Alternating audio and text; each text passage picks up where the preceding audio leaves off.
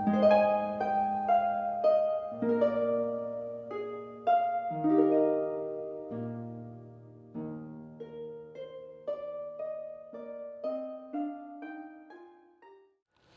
खुदनेश्वर धाम मुरवा मंदिर है।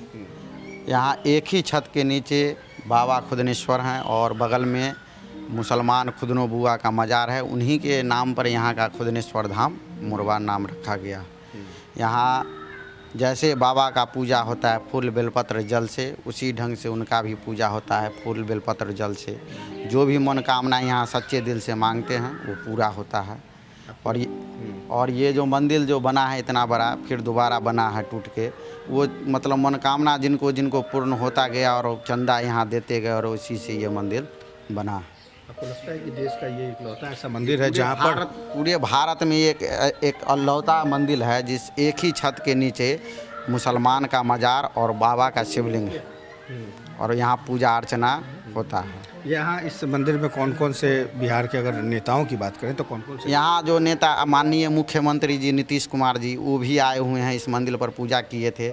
और पूर्व मुख्यमंत्री लालू प्रसाद यादव वो भी यहाँ आके पूजा करके गए हैं और दोनों कहे कि पर्यटन स्थल का घोषणा करेंगे, लेकिन अभी तक के घोषणा नहीं कर पाए हैं। संजोग देखिए कि लालू प्रसाद का भी जिक्र का नाम आपने लिया, नीतीश कुमार का भी नाम लिए, दोनों ने 15-15 साल का शासन कर लिया जी। और यहाँ मतलब 15-15 साल के शासन में रहे, लेकिन यहाँ के बारे में एक बार भी वो लोग नहीं देखे। आए पूजा करने के लिए, आश्वासन दिए, लेकिन यहाँ प्रगति पे कोई भी काम नहीं हुआ। तो ये 15 साल उनका, 15 साल इनका, 30 साल हो गया। अगर इस 30 साल में कोई भी चाहता, कोई भी मुख्यमंत्री चाहते तो जितना प्रसिद्धि देवगढ़ बाबा का है या उज्जैन में है, महाकालेश्वर का है, तो क्या समस्तीपुर के मोरवा का इसकी ये एक पर्यटन के क्षेत्र में नहीं जुड़ सकता था? हाँ, अवश्य जुड़ सकता था। जब सरकार इस पर ध्यान देती तो ये पर्यटन स्थल के रूप में ज़रूर मतलब प्रसिद्ध होता और यहाँ आदमी का आवागमन होता। यहाँ देख रहे हैं कि सरकार की ऐसी नीति है जो आगे में बाबा के आगे में जो रोड है वो आज तक नहीं बना। मोरवा ये जो खुदनेश्वर स्थान आने का जो रोड है, मेन रोड, उसमें पानी इतना का डाँड़ भर पानी लगा हुआ रहता है, उस पर कोई विचार नहीं सरकार का। तो साल भर की बात करें तो साल भर में टोटल कितने श्रद्धालु आ जाते होंगे दोनों धर्मों को मिलाकर? यहाँ तो सावन में कम से कम 20 लाख श्रद्धालु आते हैं सिर्फ जल चढ़ाने के लिए। और यहाँ का एक पर्व होता है महाशिवरात्रि पर्व, उसमें लाखों आदमी आते हैं यहाँ पूजा दर्शन करने के लिए। और मेला भी लगता है, भयावह मेला देखने के लिए भी आते हैं। कभी विधायक जी भी आते हैं? जी, विधायक जी बराबर आते रहते हैं यहाँ, बस सिर्फ आश्वासन दे के जाते हैं। अभी विधायक जी जो आए विद्यासागर निषाद जो हैं अभी यहाँ अति हैं विधायक यहाँ के, वो आए हुए थे तो रोड का सुने हैं जो काम और शुरू करवाए हैं, लेकिन अभी तक काम फाइनल नहीं हुआ है। विधानसभा चुनाव के कवरेज के दौरान हमारी नज़र एक ऐसे मंदिर पर पड़ी जो भव्य रूप से दूर से ही नज़र आ रहा था। दरअसल ये मंदिर है मजार खुदनों की, जहाँ ज्योतिर्लिंग भी है। और यहाँ इस मंदिर की खासियत ये है कि यहाँ पर एक मजार भी है, मजार के साथ मंदिर में शिवलिंग भी है। कहानी क्या है वो भी हम आपको बताएंगे, लेकिन इसके साथ ही बताएंगे कि जिस हिंदू मुस्लिम को लेकर देश में न जाने कितने दंगे हुए होंगे, हिंदू मुस्लिम को लेकर न जाने कितने चुनाव का मुद्दा रहा होगा, लेकिन इन मुद्दों से बेहद अलग ये मंदिर समस्तीपुर के मोरवा विधानसभा क्षेत्र की एक ऐसी तस्वीर है जो बताने के लिए काफ़ी है कि आम जनता के बीच में सांप्रदायिक सौहार्द किस तरीके से बनता है। ये एक मंदिर से, एक मंदिर की पहचान से समझा जा सकता है। क्योंकि एक तरफ जहाँ शिवलिंग है और इस शिवलिंग की पूजा करने लाखों श्रद्धालु आते हैं, खास करके सावन के मौके पर 10 लाख से ज़्यादा श्रद्धालु आते हैं।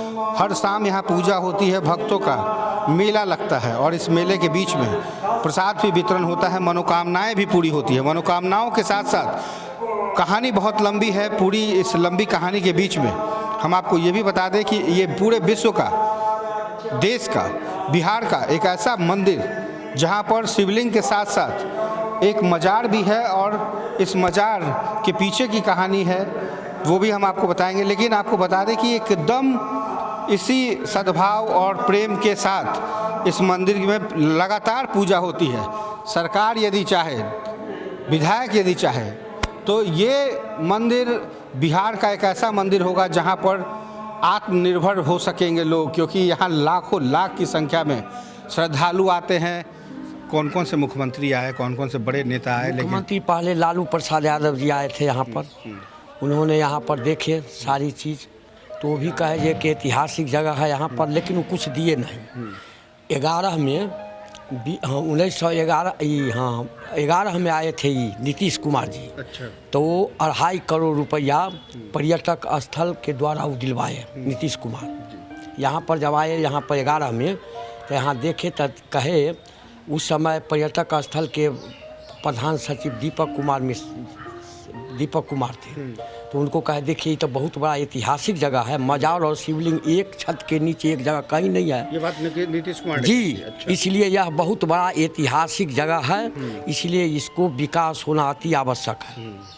फिर क्या हुआ? तो इसके बाद ही गए उधर देखे तब पोखर नहीं था, तो पर्यटक स्थल घोषित कर दिए उसी समय। ये इसको पर्यटक स्थल घोषित किया जाए।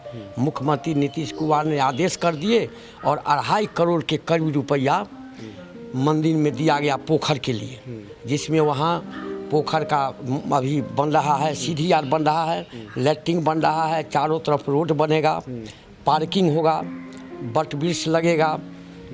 यही सब उनका प्रोग्राम था और इसीलिए वो इतना पैसा दिए हैं और पैसा कहे हैं आगे हम देंगे।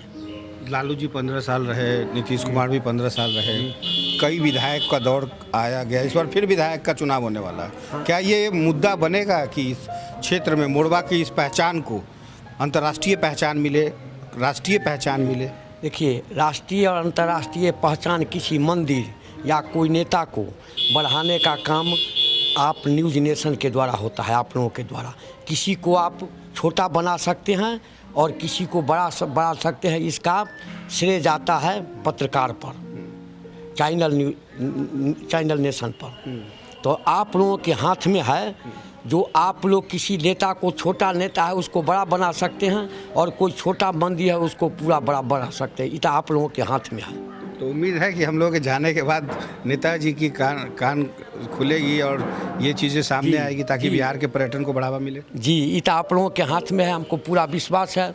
जो आप लोगों के ऐसा पत्रकार या न्यूज़ नेशन वाले अगर इस पर गहराई रूप से देखेंगे तो ज़रूर इसमें इस मंदिर का पूरे विश्व में एक ऐतिहासिक मंदिर के रूप में लोग जानने लगेंगे। परिचय बता दीजिए। हमारा नाम हुआ इंद्रदेव शर्मा। हम शिव मंदिर खुदनेश्वर धाम न्यास समिति के अध्यक्ष हुए। यह मंदिर ट्रस्ट बोर्ड के अंदर में है, सरकारी मंदिर है सर। हम उसी का अध्यक्ष हैं। यहाँ कमेटी भी बनी हुई है 11 आदमी की, और विधायक लोग जो यहाँ आए हैं विद्यासागर निषाद, वो 5 वर्ष में कोई काम नहीं किए। अच्छा। यहाँ पर 5 वर्ष में कोई काम नहीं किए। एक रोड वहाँ पर जो है अभी शुरू हुआ है, अब तो उनका लास्ट समय हो गया, तो उनके 5 वर्ष के रीज में यहाँ के मंदिर के आगे में एक रोड भी नहीं बन सका।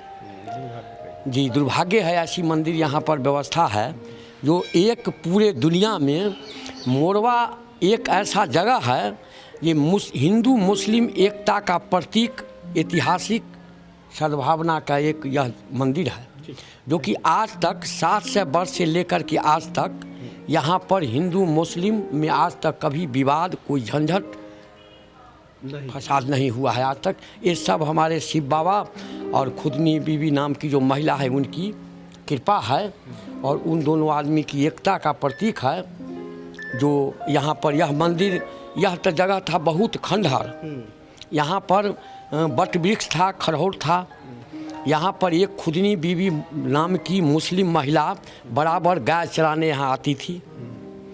जब वो बराबर गाय चराने आती थी तो एक झाड़ी था बगल में, उसी जगह गाय जब शाम करके चलने का समय होता था तो वह गाय जो है सो अभी शिव अवस्थित है जहाँ पर, उस जगह काली गाय थी खुदनी बीबी की, वह जा कर के वहाँ खड़ी हो जाती थी और सारा थन का दूध उसी जगह शिव जो हैं अवस्थित अभी उसी जगह सारा दूध वहाँ पर गिर जाती थी। यह प्रक्रिया बराबर होती रहती थी और खुदनी बीवी अपनी आँखों से यह बात देखती थी, लेकिन यह बात किसी को वह कहती नहीं थी, क्योंकि स्वप्न में उसको हुआ कि तुम यह बात किसी को कहोगी तो तुम मर जाओगी। बाबा स्वप्न दिए कि यह बात तुम किसी को कहना नहीं, इसलिए यह बात किसी को नहीं कहना चाहती थी खुदनी बीवी। जब उसकी बराबर यह प्रक्रिया शुरू हो गई तो इसके बाद खुदनी बीवी गाय लेकर के जब घर जाती थी और माता पिता बराबर दूध दूहने के लिए पहुंचती थी तो दूध होता नहीं था, दूध तो सब यहाँ गिर जाती थी। तो उसकी माता पिता उसको बहुत प्रताड़न किए और कहे जे तुम बताओ जे गाय की दूध चुरा करके बेच लेती है या खैरात में किसी को दे देती है। जो गाय हम दूध दूहने के लिए जाते हैं दूध नहीं हो रहा है, वो कहने से इनकार कर रही थी। वो जानती थी हम यह बात अगर कह देंगे तो हमारा मृत्यु हो जाएगा, लेकिन माता पिता को प्रताड़न करने से, मारपीट की धमकी देने से भयभीत होकर के वह अपने माता पिता को सारी बात बता दी। जो हम जब गाय चराने जाते हैं तो एक झाड़ी है, झाड़ी के बगल में एक जगह है, वहाँ पर गाय खड़ी हो जाती है, उसका सारा दूध रोज़ गिर जाती है। तो कही उसकी माँ बाप जे ठीक है इसको हम चल के अपने आँखों से दे जांच करेंगे जो सही है कि गलत है। इसके बाद उसके साथ उसकी माता और पिता आए। आने के बाद झाड़ी के बगल में छिप करके वो देखी तो 4 बज के करीब में गाय क्या चढ़ करके, और तो बराबर ऐसा करती थी गाय, चढ़ करके वहाँ खड़ी हुई और खड़ी होने के बाद में उसका सारा दूध गिर गया। उसकी माता पिता ने यह बात देख ली। देखने के बाद वो सब घर गई। घर जाने के बाद उसकी माता पिता ने कहे जे यह बात तो सही है। उसी रात्रि में उसको कॉलरा हो गया और कॉलरा होने के बाद इतना भयंकर उसको काल पकड़ लिया। जब मरण्यासन होने लगी तो उसी समय रात्रि में अपने माता पिता को बुला करके कही खुदनी बीवी, ये देखो अब्बा मम्मी, हम अब दुनिया में नहीं रहेंगे, हमारा एक शर्त है वो तुम पूरा कर देना। जिस जगह झाड़ के बगल में गाय खड़ी होकर के चरती थी उसी बगल में मेरा मजार बना देना, यह अब हमारा अंतिम इच्छा है। हम यही कहकर कि वो अपना प्राण त्याग दी। और तब से ये परंपरा चली आ रही है। हाँ जी, 13 से 20 ईस्वी की बात है। इसके बाद वो प्राण त्याग दी। सवेरे हुई तो सब मुस्लिम भाइयों लोग उसको दाह संस्कार के लिए गए। तो उसकी माता पिता ने कहे जो हमको ऐसे ऐसी हमारी लड़की कह गई है, हम उसी जगह जहाँ पर गाय चराती थी उसी जगह हम मजार बनाएंगे और माटी मंजिल करेंगे। तो वो लोग सब लेकर के यहाँ आए। बाबा का वो शिवलिंग है उस पर कुदाल चलाए। कुदाल जो उस पर चलाए, अभी चिन्ह है कुदाल का, 7 से वर्ष पहले का, वहाँ देखते होइएगा। कुदाल जब वो चलाई तो कुदाल से उस शिवलिंग से खून की धार बहने लगी। वो लोग सब मुसलमान लोग आश्चर्यचकित हो गए कि भाई क्या बात है जो इस जगह से ऐसी बात हुई। वो लोग उस जगह को छोड़ दिए। अब बगल में आधा लगा हट करके कहे जी नहीं इस जगह को नहीं, अब ये इस जगह हम कुदाल माने हैं, ये कोई शक्ति बुझा रहा है क्या है नहीं है। तो ये काली नुमा पत्थर था, एकदम साक्षात काला पत्थर उनको मिल गया जी, वही है। तो इसके बाद वो लोग बगल में वहाँ माटी मंजिल करने के लिए बगल में खुदाई किए और खुदाई करके वहाँ पर मट्टी मंजिल किए। मट्टी मंजिल करने के बाद कुछ दिनों के बाद वहाँ पर मजार मुसलमान लोग बनाए। बनाने के बाद उस समय में मुग़ल राज्य था, मुसलमान लोगों का राज्य था उस समय में। इसके बाद जब वहाँ से मुसलमान भाई लोग वहाँ जब गए घर पर, तो वहाँ पर जा कर के हिंदू मुसलमान सब इकट्ठा हुए और मुसलमान लोग कहा ये देखिए उस जगह कोई शक्ति है जो इसको खुदाई करके देखा जाए। तब हिंदू और मुसलमान एक जगह इकट्ठा हो कर के 1500 लोग यहाँ आए और उसका खुदाई करने लगे। कुआं के तरह उसको खुदाई 340 फीट तक नीचा गहराई तक गए, लेकिन जितना ये नीचा जाते थे गोलाकार के तरह वो फैलता चला जाता था। जब कुआं की तरह 340 फीट नीचे जब सब लोग खुदाई करके गए तो उसका अंत नहीं मिला। तब ये लोग कहे ये साक्षात शिव निराकार परम ब्रह्म परमेश्वर साक्षात है। बस उस समय तो ये इतना सीमेंट नहीं था। उस समय भित्ती का खपरा आर का उस समय इस जगह मंदिर बनाया गया और मंदिर बनाने के बाद 13 से 20 ईस्वी से ही लोग पूजा पाठ करने लगे। मुसलमान लोग का पूरा सहयोग रहता है, लेकिन मुसलमान लोग यहाँ पूजा करने नहीं आते हैं।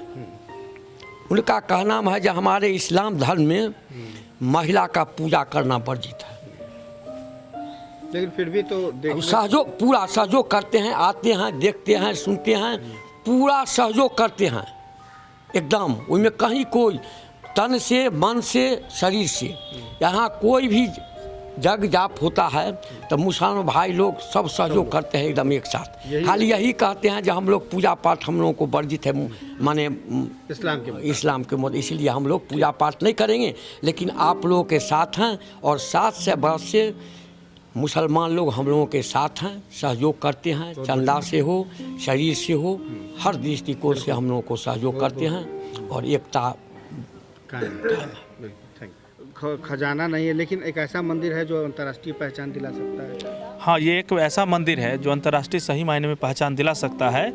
वो इसलिए कि अगर इसको अगर हम बिहार सरकार पर्यटन स्थल में घोषित कर देता और इसकी एक पर्यटन लिस्ट में डाल दिया जाता और इस पर्यटन लिस्ट में डाल कर इसकी जो सुविधाएं थी यहाँ मुहैया करा दी जाती, जैसे कि पटना से जो 100 किलोमीटर की दूरी पर है हम लोग का ये मंदिर, अगर वहाँ से एक स्पेशल यहाँ के लिए बस खुलता, जो नहीं ये खुदनेश्वर धाम के लिए बस ये जा रही है पर्यटन डिपार्टमेंट के थ्रू, तो मुझे लगता है इससे एक ऐसा पहचान बनता। और जिस तरीके से आप देख रहे हैं कि राजगीर में कितने डेवलपमेंट हुए, जो पूरे बिहार ने, पूरे देश से लोग वहाँ पहुँचते हैं। बगल में हम झारखंड में चले जाए तो देवघर मंदिर की अगर गरिमा की बात करें, उससे बहुत बड़ी रूपरेखा यहाँ के मंदिर का है। लेकिन स्थानीय विधायक और जो हमारे देश की हमारी राज्य की जो सरकार है, उनकी विफलता, उनके द्वारा किसी तरह का प्रयास नहीं किया गया, जिसके कारण इसकी पहचान नहीं मिली। अगर पहचान इसको अंतर्राष्ट्रीय स्तर पर या देश स्तर पर मिलती है और इस मंदिर को एक पर्यटन की लिस्ट में अगर डाला जाता है, तो मुझे लगता है कि मोरबा सिर्फ गांव के लोग ही सुखी नहीं होंगे, मोरबा विधानसभा से संबंधित और इस जिला से संबंधित बहुत सारे लोगों को रोजगार यहाँ मिलेगा। क्योंकि आप जानते हैं कि जैसे ही पर्यटन को बढ़ावा मिलता है तो रोजगार वहाँ बढ़ती है, अपने आप सृजन होने लगता है। वहाँ पर दुकानें बढ़ेगी, वहाँ पर बस टेम्पो की संख्या बढ़ेगा, नहीं वहाँ पर बैलून, मैंने अनेक तरीके के रोजगार ऑटोमेटिक सृजन होने लगेंगे। लगता है कि बिहार के लोगों को भी नहीं पता इस मंदिर के बारे में, सरकार को प्रचार प्रसार करना चाहिए इस पर्यटन को बढ़ावा देने के लिए। एकदम आपका कहना सही है।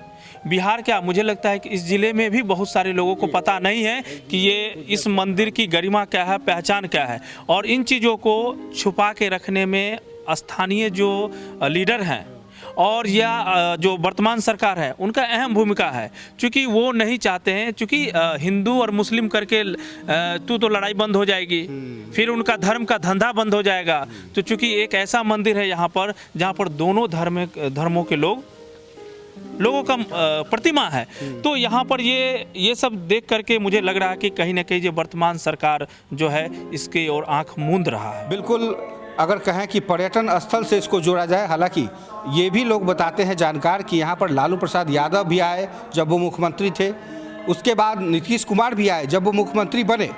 तो 15 साल पहले और 15 साल बाद की आधी हकीकत, आधा फसाना, इस मंदिर की कहानी कुछ ऐसी है कि यदि यह मंदिर अपने आप में एक पहचान बना ले, सरकार यदि चाहे, विधायक यदि चाहे, तो मोरबा की पहचान इस मंदिर के रूप में सांप्रदायिक सौहार्द के रूप में जानी जा सकती है।